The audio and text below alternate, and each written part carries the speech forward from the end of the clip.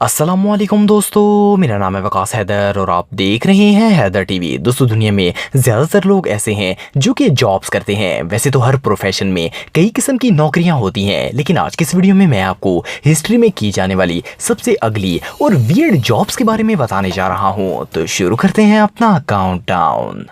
Subscribe کریں Haider T V کو اور بیل آئیکن کو دبائیں انفارمیٹیو ویڈیوز سب سے پہلے دیکھنے کے لیے۔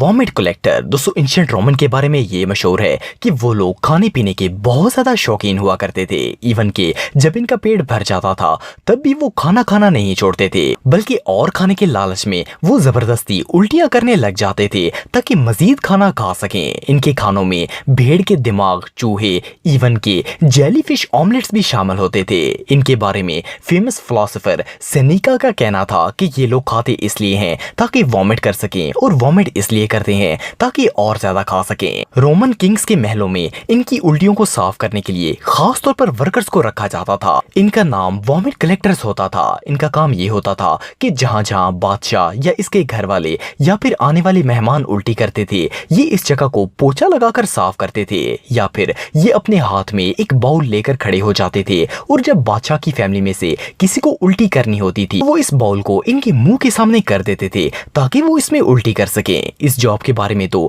سن کر ہی دل خراب ہو جاتا ہے، پتہ نہیں ورکرز یہ سب کیسے کیا کرتے تھے۔ آپ بلیو نہیں کریں گے کہ ان انلکی ورکرز کو وہاں سے ہلنے کی بھی اجازت نہیں ہوتی تھی۔ اگر کوئی وہاں سے نکلنے کی کوشش کرتا تو اسے 100 کوڑے مارے جاتے تھے۔ یہ ریئلی انبلیویبل ہے۔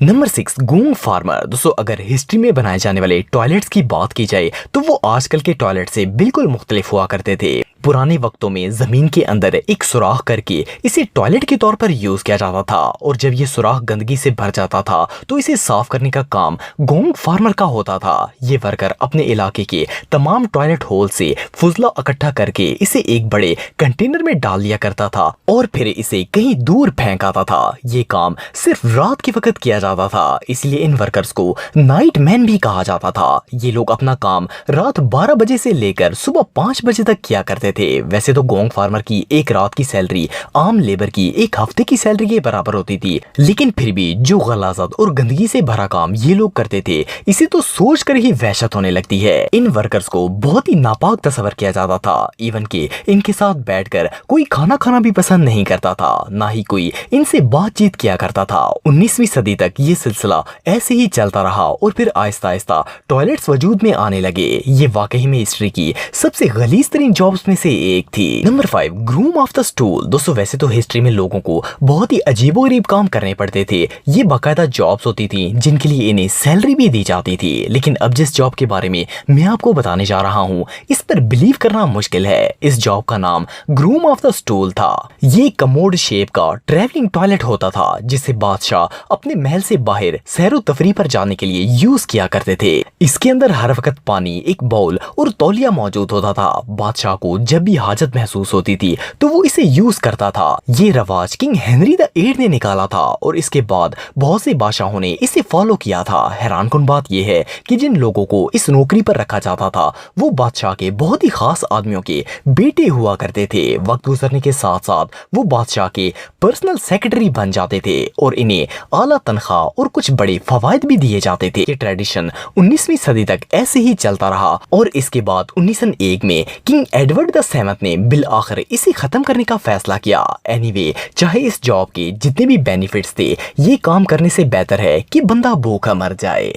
نمبر 4 پیور فائنڈر دوستو، ملکہ وکٹوریہ کے دور میں لوگوں کو جن جابز پر رکھا جاتا تھا ان کے بارے میں سن کر ہی انسان کے ہوش اڑ جاتے ہیں۔ اس دور میں ورکر چند سکوں کے لیے جو غلیظ ترین کام کرنے کے لیے تیار ہو جاتے تھے، اس کے لیے آج کل کے دور میں اگر کوئی لاکھوں بھی پے کرے گا تو وہ کام کوئی نہیں کرے گا، کیونکہ اس کام کو کرنا تو دور، سن کر ہی الٹی آ جاتی ہے۔ ان جابز میں سے ایک کام کتوں کا فضلہ جمع کرنا تھا۔ آپ سوچ رہے ہوں گے کہ اتنی غلیظ چیز کو آخر کس کام کے لیے جمع کیا جاتا ہوگا؟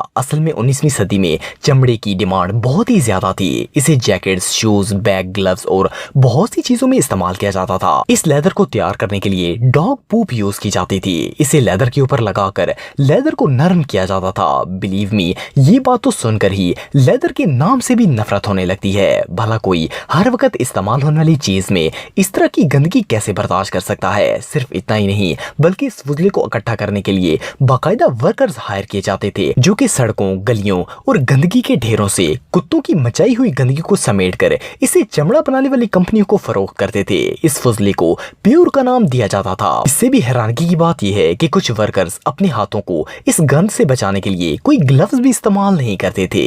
یہ سچ میں حماقت ہے.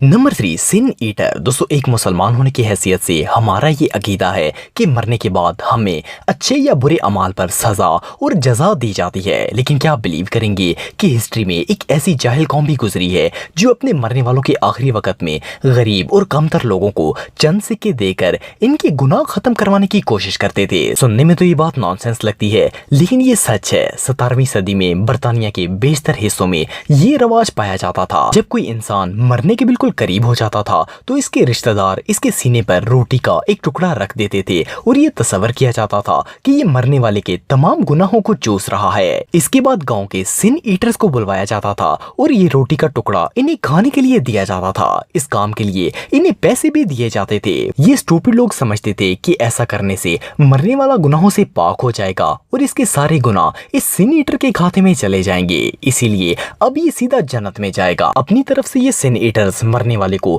جہنم کی آگ سے بچا لیتے تھے. یہ ایک جہالانہ رسم کے علاوہ کچھ نہیں تھا. ان سینیٹرز کو معاشرے میں بہت ہی بری نظر سے دیکھا جاتا تھا اور کوئی ان سے بات کرنا پسند نہیں کرتا تھا، نہ ہی ان کی کوئی عزت کرتا تھا. یہ جاب سچ میں بہت ویئرڈ تھی.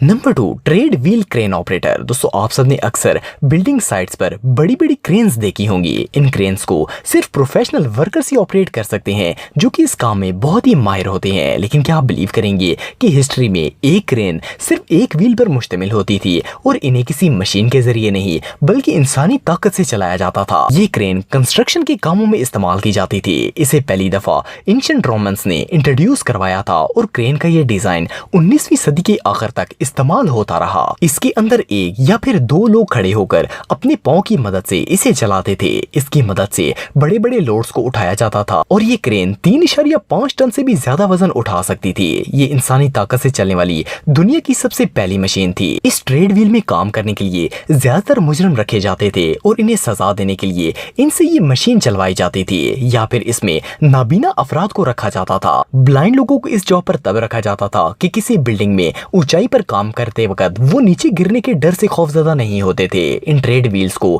زیادہ تر لمبے لمبے گوتھک چرچز کی تعمیر کے لیے یوز کیا جاتا تھا. ورکر صبح سے شام تک اس ٹریڈ ویل کو چلاتے رہتے تھے اور اس دوران انہیں رکنے کی اجازت نہیں ہوتی تھی. یہ سچ میں ہسٹری کی سب سے اذیت ناک جاب میں سے ایک تھی. نمبر 1، وول فولر. دوستو، آپ میں سے اکثر لوگوں کے گھر پر کمفرٹ موجود ہوگا. کپڑوں کو دھونے کے بعد انہیں اگر کچھ دیر کے لیے کمفرٹ میں ڈپ کر کے رکھا جائے تو کپڑے بہت ہی نرم اور چمکدار ہو جاتے ہیں. یہ تقریباً ہر گھر میں ہی پایا جاتا ہے. لیکن ہسٹری میں ایک دور ایسا بھی گزرا ہے جس میں ورکرز کپڑوں کو دھونے کے بعد انہیں سافٹ اور شائنی بنانے کے لیے انسانی یورین کا استعمال کرتے تھے. اس کام کا آغاز 18ویں صدی میں انگلینڈ کے اندر شروع ہوا تھا. زیادہ تر جس کپڑے کو یورین کی مدد سے سافٹ بنانے کی کوشش کی جاتی تھی وہ اون ہوتا تھا. ان لوگوں کا ماننا تھا کہ یورین کے اندر پائے جانے والے نمکیات کپڑوں کو صاف اور نرم بنانے کے لیے بہت ہی مددگار ثابت ہوتے ہیں. خاص طور پر سفید رنگ کے کپڑوں کو تو یہ اور بھی 4 چاند لگا سکتا ہے. ایون کہ اس دور میں یورین باقاعدہ کام کے لیے سیل بھی کیا جاتا تھا اور جو لوگ یورین سے کپڑوں کو دھوتے تھے انہیں وول فولر کہا جاتا تھا. ان کا کام ایک ٹب میں بہت سارا یورین ڈال کر اس میں اون کے کپڑوں کو اپنے پاؤں کی مدد سے رگڑ رگڑ کر نرم بنانا ہوتا تھا. یہ بیچارے ورکرز کئی گھنٹوں تک اس گند میں پاؤں مار مار کر